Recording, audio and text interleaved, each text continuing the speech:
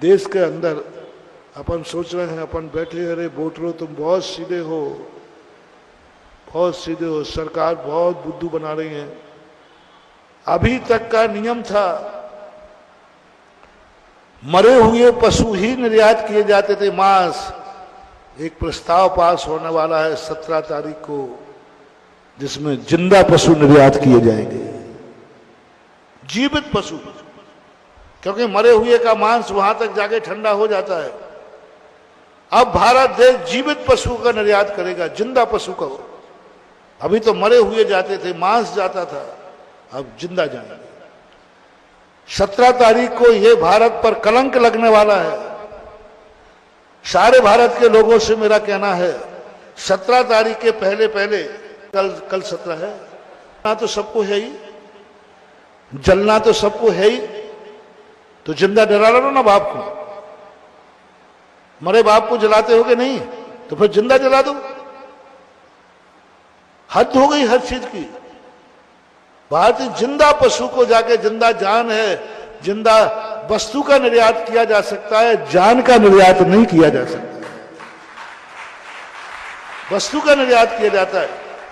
Dead body चलो ठीक है, मार करके वस्तु बना दी, वस्तु बेची, तुम तो जिंदा बाप को बेच रहे हो, जीवित बाप को बेच रहे हो, जीवित गौ माता को बेचोगे, जीवित नंदी को बेचोगे, जीवित शंकर जी के नंदी को बेचोगे, जीवित आदिनाथ के चिन्ह को बेचोगे, जीवित अवस्था में बेच रहे। क्या हो गया देश को? कंगाली इतनी आ गई, पैसा इतना आ गया। आज जब पशुओं को जिंदा बेचा जा रहा है, तो क्या बुराई है जो मनुष्यों को जिंदा निर्यात किया जाता है? जो चोर स्मगलर लोग जिंदा बच्चों को, जिंदा बच्चियों को निर्यात करते हैं, उनको क्यों अपराधी कहते हो? बंधुओं, ये तरीका एक दिन ये आ जाएगा कि जिंदा करते करते हम मनुष्यों को भी निर्यात चालू हो जाएगा। रोको, जागो, चेतो, सारी समाज चेतो, जैन चेतो, अजैन चेतो, हिंदू वैष्णव सब चेतो, विश्व हिंदू परिषद, बजरंग दल, जैन दल, महासभा, महासभा, सारे भारत के लोग चेतो इसमें। जहां जहां तक मेरी आवाज जा रही है, जो जो आज मेरा प्रवचन सुन रहे हैं, आप दिन भर में मोबाइल चलाते हैं, आज की व्हाट्सएप जो मैं बोल रहा हूं, इसको सारे भारत में फैलाना है 2 घंटे के अंदर।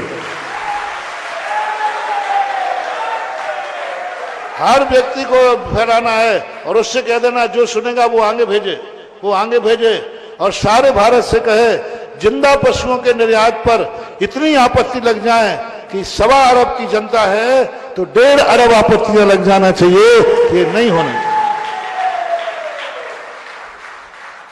नरेंद्र मोदी से मैं कहना चाहूंगा, आपसे बहुत बड़ी उम्मीद थी, आप खुद शाकाहारी हैं, बचाते विदेश में आप गए थे, तो आप नींबू के बल पर रहे, शाकाहारी। कम से कम इतना अन्याय तो आपके राज्य में नहीं होना चाहिए कि जिंदा पशुओं के प्रस्ताव निर्यात करने का प्रस्ताव पास हो। यदि ये प्रस्ताव पास होता है तो देश पर कलंक है, ये भारत माता तुम्हें कभी माफ नहीं करेगी, और भारत मां की धरती का अभिशाप जन्म जन्मांतरों तक भोगना पड़ता है। इसलिए शासन से, प्रशासन से, न्यायालय से, सबसे मेरा कहना है कि इस प्रस्ताव को पास मत होने दो। ये भारतीय संस्कृति की सभ्यता के खिलाफ है। जिंदा उसको बेचना बहुत बड़ी चीज है। और सारे हमारे भारतीय लोगों से कहना है कि आप लोग अपनी आपत्तियां भेजें। कहां भेजना है?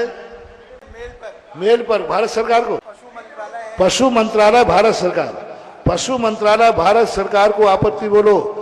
आज सारे भारत के अहिंसा के पुजारियों को, आज सारे भारतवासियों को भारत माता की सौगंध है, आज सोने के पहले पहले यह आपत्ति पशुपालन सरकार के पास पहुंच जाना चाहिए। मंत्रालय